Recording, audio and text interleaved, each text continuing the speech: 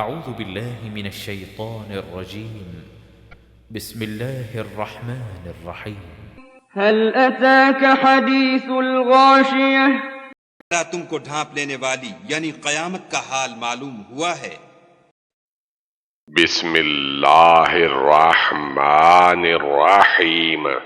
یہ حدیث گزر چکی ہے کہ رسول اللہ صلی اللہ علیہ وآلہ وسلم سبح اسم اور غاشیہ کو نماز عیدین اور جمعہ میں پڑھتے تھے۔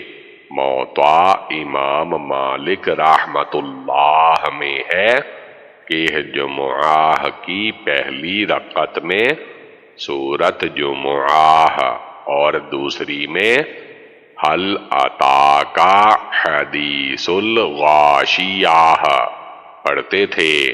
ابو داود، صحیح مسلم، ابن ماجہ اور نسائی میں بھی یہ حدیث ہے۔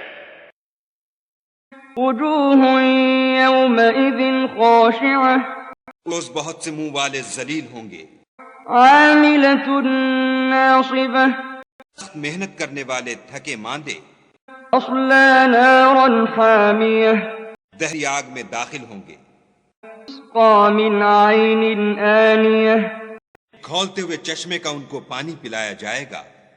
ليس لهم طعام إلا من ضريع اور خاردار جہاڑ کے سوا ان کے لیے کوئی کھانا نہیں ہوگا، لا يسمن ولا يغني من جوع جو نہ فر بہی لائے نہ بھوک میں کچھ کام آئے۔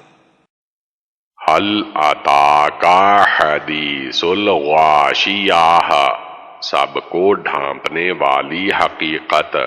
غاشیہ قیامت کا نام ہے اس لیے کہ وہ سب پر آئے گی، سب کو گھیرے ہوئے ہوگی اور ہر ایک کو ڈھانپ لے گی۔ ابن ابی حاتم میں ہے کہ رسول اللہ صلی اللہ علیہ وآلہ وسلم کہیں جا رہے تھے کہ ایک عورت کی قرآن پڑھنے کی آواز آئی۔ آپ کھڑے ہو کر سننے لگے۔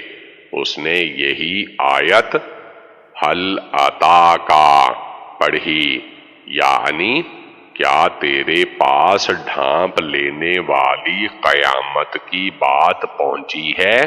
تو آپ نے جواباً فرمایا نعم قد جاءنی، یعنی ہاں میرے پاس پہنچ چکی ہے۔ اس دن بہت سے لوگ ذلیل چہروں والے ہوں گے، پستی ان پر برس رہی ہوگی، ان کے اعمال غارت ہو گئے ہوں گے۔ انہوں نے تو بڑے بڑے اعمال کیے تھے، سخت تکلیفیں اٹھائی تھیں، وہ آج بھڑکتی ہوئی آگ میں داخل ہو گئے۔ ایک مرتبہ حضرت عمر ایک خانقاہ کے پاس سے گزرے، وہاں کے راہب کو آواز دی، وہ حاضر ہوا، آپ اسے دیکھ کر روئے۔ لوگوں نے پوچھا حضرت کیا بات ہے؟ تو فرمایا اسے دیکھ کر یہ آیت یاد آ گئی کہ عبادت اور ریاضت کرتے ہیں لیکن آخر جہنم میں جائیں گے۔ حضرت ابن عباس فرماتے ہیں اس سے مراد نصرانی ہیں۔ اکرمہ اور سدی فرماتے ہیں کہ دنیا میں گناہوں کے کام کرتے رہے اور آخرت میں عذاب کی اور مار کی تکلیفیں برداشت کریں گے۔ یہ سخت بھڑکنے والی جلتی تپتی آگ میں جائیں گے، جہاں سوائے ذریع کے اور کچھ کھانے کو نہ ملے گا۔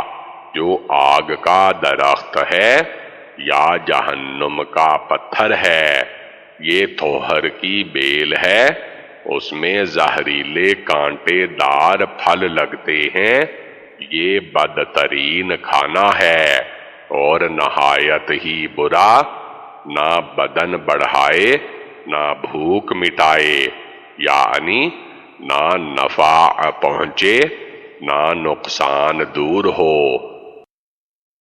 وجوہ یومئذ ناعمہ اور بہت سے منہ والے اس روز شادماں ہوں گے، لسعیہا راضیہ اپنے اعمال کی جزا سے خوش دل، فی جنت عالیہ وقت بری میں، لا تسمع فیہا لاغیہ وہاں کسی طرح کی بکواس نہیں سنیں گے، فیہا عین جاریہ اس میں چشمے بہہ رہے ہوں گے، فیہا سرر مرفوعہ وہاں تخت ہوں گے اونچے بچھے ہوئے، وأكواب موضوعة اور آب خورے قرینے سے رکھے ہوئے، ونمارق مصفوفة اور گاؤ تکیے قطار کی قطار لگے ہوئے، وزرابي مبثوثة اور حفیظ مسندیں بچھی ہوئی، وجوہ یومئذ ناعمہ، ہر طرف سلام ہی سلام۔ اوپر چونکہ بدکاروں کا بیان اور ان کے عذابوں کا ذکر ہوا تھا، تو یہاں نیک کاروں اور ان کے ثوابوں کا بیان ہو رہا ہے، چونکہ فرمایا کہ اس دن بہت سے چہرے ایسے بھی ہوں گے جن پر خوشی اور آسودگی کے آثار ظاہر ہوں گے، یہ اپنے اعمال سے خوش ہوں گے، جنتوں کے بلند بالا خانوں میں ہوں گے جن میں لغو کوئی بات کان میں نہ پڑے گی، جیسے فرمایا آیت لا یسمعون فیہا لغوا الا سلاما ولہم رزقہم فیہا بکرۃ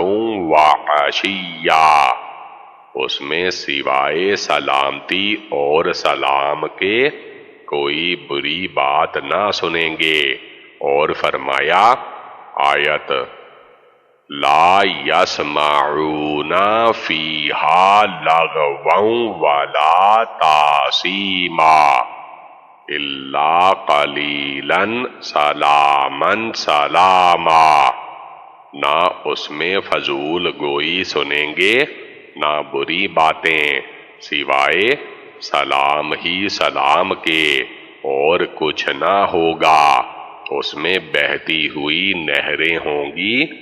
یہاں نکراہ اسبات کے سیاق میں ہے، ایک ہی نہر مراد نہیں بلکہ جنس نہر مراد ہے، یعنی نہریں بہتی ہوں گی۔ رسول اللہ صلی اللہ علیہ وآلہ وسلم فرماتے ہیں جنت کی نہریں مشک کے پہاڑوں اور مشک کے ٹیلوں سے نکلتی ہیں، ان میں اونچے اونچے بلند و بالا تخت ہیں جن پر بہترین فرش ہیں، اور ان کے پاس حوریں بیٹھی ہوئی ہیں، گو یہ تخت بہت اونچے اور ضخامت والے ہیں، لیکن جب یہ اللہ کے دوست ان پر بیٹھنا چاہیں گے تو وہ جھک جائیں گے۔ شراب کے بھرپور جام ادھر ادھر قرینے سے چنے ہوئے ہیں، جو چاہے جس قسم کا چاہے جس مقدار میں چاہے لے لے اور پی لے، اور تکیے ایک قطار میں لگے ہوئے اور ادھر ادھر بہترین بستر اور فرش باقاعدہ بچھے ہوئے ہیں۔ ابن ماجہ وغیرہ میں حدیث ہے، رسول اللہ صلی اللہ علیہ وآلہ وسلم فرماتے ہیں کوئی ہے جو تہمد چڑھائے جنت کی تیاری کرے، اس جنت کی جس کی لمبائی چوڑائی بے حساب ہے۔ رب کعبہ کی قسم، وہ ایک چمکتا ہوا نور ہے، وہ ایک لہلہاتا ہوا سبزہ ہے، وہ بلند و بالا محلات ہیں، وہ بہتی ہوئی نہریں ہیں، وہ بکثرت ریشمی حلے ہیں، وہ پکے پکائے تیار عمدہ پھل ہیں، وہ ہمیشگی والی جگہ ہے جو سراسر میوہ جات سبزہ راحت اور نعمت ہے، وہ تر و تازہ بلند و بالا جگہ ہے۔ سب لوگ بول اٹھے کہ ہم سب اس کے خواہش مند ہیں اور اس کے لیے تیاری کریں گے۔ فرمایا انشاءاللہ تعالی کہو۔ صحابہ کرام نے انشاءاللہ تعالی کہا۔ أفلا ينظرون إلى الإبل كيف خلقت لوگ اونٹوں کی طرف نہیں دیکھتے کہ کیسے عجیب پیدا کیے گئے ہیں، وإلى السماء كيف رفعت آسمان کی طرف کہ کیسا بلند کیا گیا ہے، إلى الجبال كيف نصبت پہاڑوں کی طرف کہ کس طرح کھڑے کیے گئے ہیں، وإلى الأرض كيف سطحت اور زمین کی طرف کہ کس طرح بچھائی گئی۔ فذكر إنما أنت مذكر تو تم نصیحت کرتے رہو کہ تم نصیحت کرنے والے ہی ہو، لست عليهم بمسيطر تم ان پر داروغہ نہیں ہو، إلا من تولى وكفر جس نے منہ پھیرا اور نہ مانا، فيعذبه الله العذاب الأكبر خدا اس کو بڑا عذاب دے گا۔ إن إلينا إيابهم بے شک ان کو ہمارے پاس لوٹ کر آنا ہے، ثم إن علينا حسابهم پھر ہم ہی کو ان سے حساب لینا ہے۔ افلا ینظرون الی الابل کیف خلقت، کائنات پر غور و تدبر کی دعوت۔ اللہ تعالی اپنے بندوں کو حکم دیتا ہے کہ وہ اس کی مخلوقات پر تدبر کے ساتھ نظریں ڈالیں اور دیکھیں کہ اس کی بے انتہا قدرت ان میں سے ہر ایک چیز سے کس طرح ظاہر ہوتی ہے۔ اس کی پاک ذات پر ہر ایک چیز کس طرح دلالت کر رہی ہے۔ اونٹ کو ہی دیکھو کہ کس عجیب و غریب ترکیب اور ہیئت کا ہے، کتنا مضبوط اور قوی ہے، اور اس کے باوجود کس طرح نرم اور آسانی سے بوجھ لاد لیتا ہے، اور ایک بچے کے ساتھ کس طرح اطاعت گزار بن کر چلتا ہے۔ اس کا گوشت بھی تمہارے کھانے میں آئے، اس کے بال بھی تمہارے کام آئیں، اس کا دودھ تم پیو اور طرح طرح کے فائدے اٹھاؤ۔ اونٹ کا حال سب سے پہلے اس لیے بیان کیا گیا کہ عموماً عرب کے ملک میں اور عربوں کے پاس یہی جانور تھا۔ حضرت شریح قاضی فرمایا کرتے تھے، آؤ چلو چل کر دیکھیں کہ اونٹ کی پیدائش کس طرح ہے اور آسمان کی بلندی زمین سے کس طرح ہے وغیرہ۔ اور جگہ ارشاد ہے آیت افلم ینظروا الی السماء فوقہم کیف بنیناہا وزیناہا وما لہا من فروج۔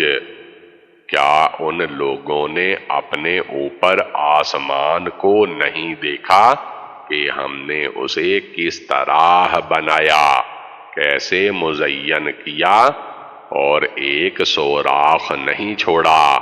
پھر پہاڑوں کو دیکھو کہ کیسے گاڑ دیے گئے تاکہ زمین ہل نہ سکے، اور پہاڑ بھی اپنی جگہ نہ چھوڑ سکیں۔ پھر اس میں جو بھلائی اور نفع کی چیزیں پیدا کی ہیں ان پر بھی نظر ڈالو، زمین کو دیکھو کہ کس طرح پھیلا کر بچھا دی گئی ہے۔ غرض یہاں ان چیزوں کا ذکر کیا جو قرآن کے مخاطب عربوں کے ہر وقت پیش نظر رہا کرتی ہے۔ ایک بدوی جو اپنے اونٹ پر سوار ہو کر نکلتا ہے، زمین اس کے نیچے ہوتی ہے، آسمان اس کے اوپر ہوتا ہے، پہاڑ اس کی نگاہوں کے سامنے ہوتے ہیں اور اونٹ پر خود سوار ہے۔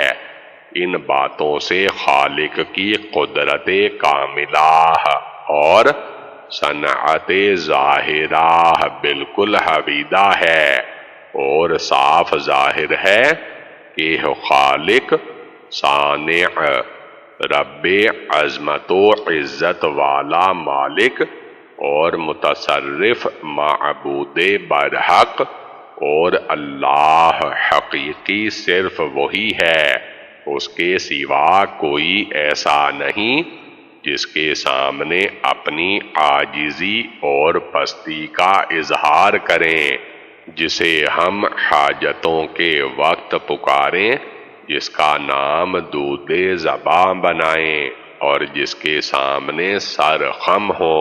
حضرت زمام رضی اللہ تعالی عنہ نے جو سوالات حضرت صلی اللہ علیہ وآلہ وسلم سے کیے تھے وہ اس طرح کی قسمیں دے کر کیے تھے۔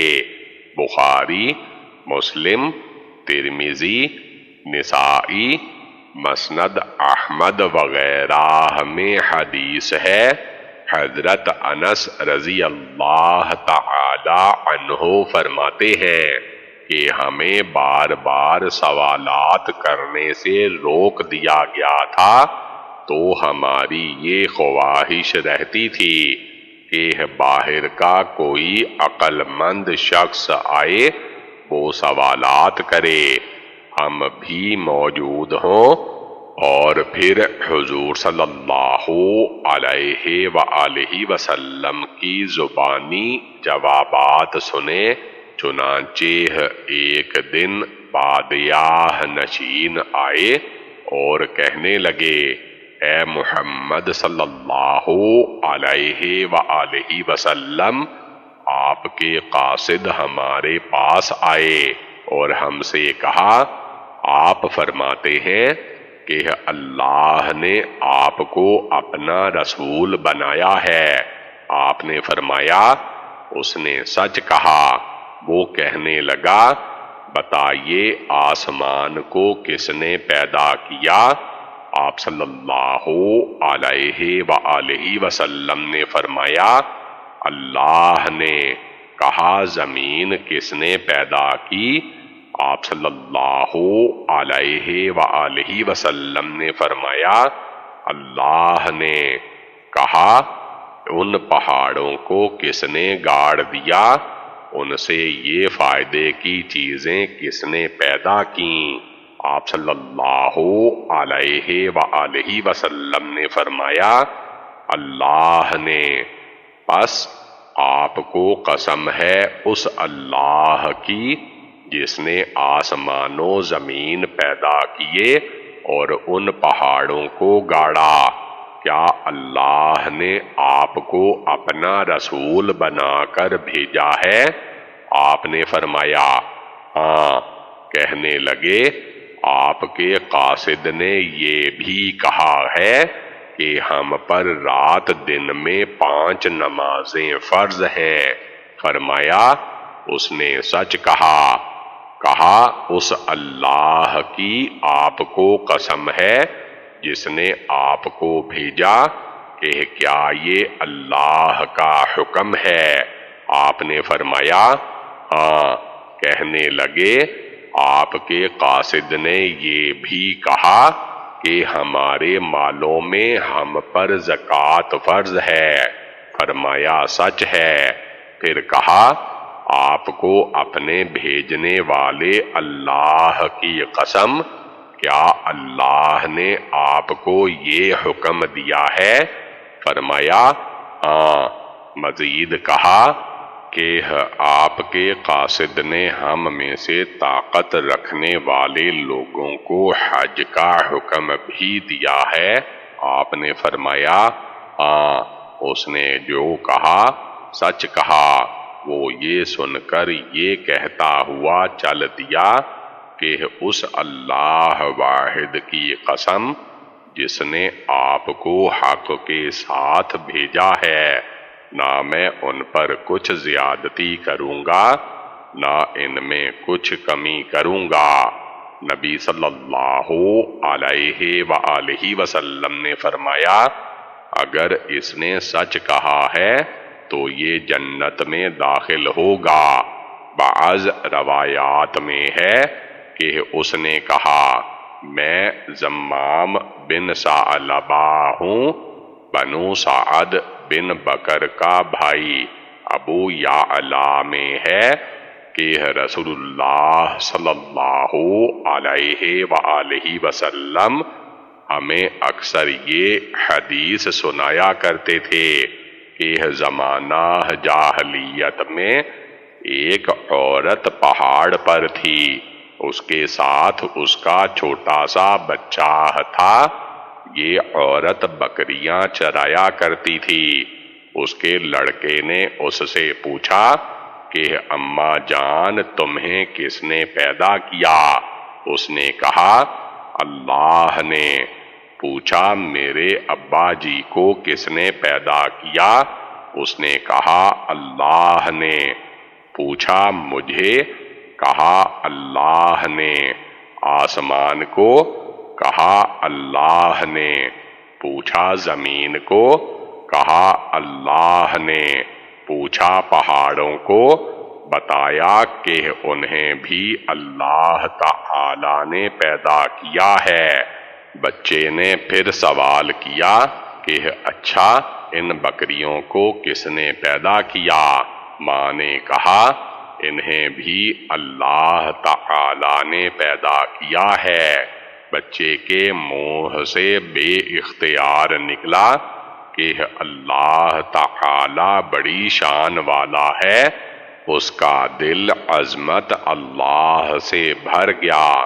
وہ اپنے نفس پر قابو نہ رکھ سکا اور پہاڑ پر سے گر پڑا، ٹکڑے ٹکڑے ہو گیا۔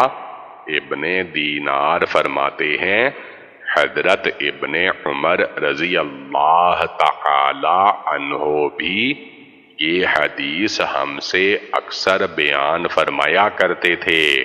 اس حدیث کی سند میں عبداللہ بن جعفر مدینی ضعیف ہیں۔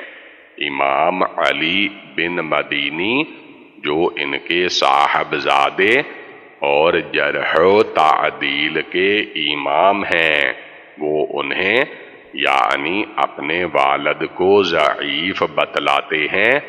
اللہ تعالی پھر فرماتا ہے کہ اے نبی صلی اللہ علیہ وآلہ وسلم تم تو اللہ کی رسالت کی تبلیغ کیا کرو، تمہارے ذمہ صرف بلاغ ہے، حساب ہمارے ذمہ ہے، آپ ان پر مسلط نہیں ہیں، جبر کرنے والے نہیں ہیں، ان کے دلوں میں آپ ایمان پیدا نہیں کر سکتے، آپ انہیں ایمان لانے پر مجبور نہیں کر سکتے۔ رسول اللہ صلی اللہ علیہ وآلہ وسلم فرماتے ہیں مجھے حکم کیا ہے کہ میں لوگوں سے لڑوں یہاں تک کہ وہ لا الہ الا اللہ کہیں۔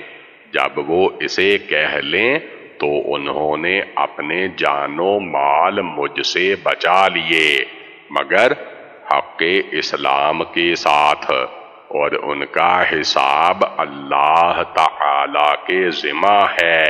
پھر آپ نے اسی آیت کی تلاوت کی۔ مسلم، ترمذی، مسند وغیرہ۔ پھر فرماتا ہے مگر وہ جو منہ موڑے اور کفر کرے، یعنی نہ عمل کرے، نہ ایمان لائے، نہ اقرار کرے، جیسے فرمان ہے آیت فلا صدق ولا صلی، نہ تو سچائی کی تصدیق کی نہ نماز پڑھی بلکہ جھٹلایا اور منہ پھیر لیا، اسی لیے اسے بہت بڑا عذاب ہوگا۔ ابو امامہ باہلی حضرت خالد بن یزید بن معاویہ رضی اللہ تعالی عنہ کے پاس گئے تو کہا کہ تم نے نبی صلی اللہ علیہ وآلہ وسلم سے جو آسانی سے آسانی والی حدیث سنی ہو اور اسے مجھے سنا، تو آپ نے فرمایا میں نے حضور صلی اللہ علیہ وآلہ وسلم سے سنا ہے کہ تم میں سے ہر ایک جنت میں جائے گا مگر وہ جو اس طرح کی سرکشی کرے جیسے شریر اونٹ اپنے مالک کو کرتا ہے۔ مسند احمد۔ ان سب کا لوٹنا ہماری ہی جانب ہے اور پھر ہم ہی ان سے حساب لیں گے اور انہیں بدلہ دیں گے، نیکی کا نیک، بدی کا بد۔ سورت غاشیہ کی تفسیر ختم ہوئی۔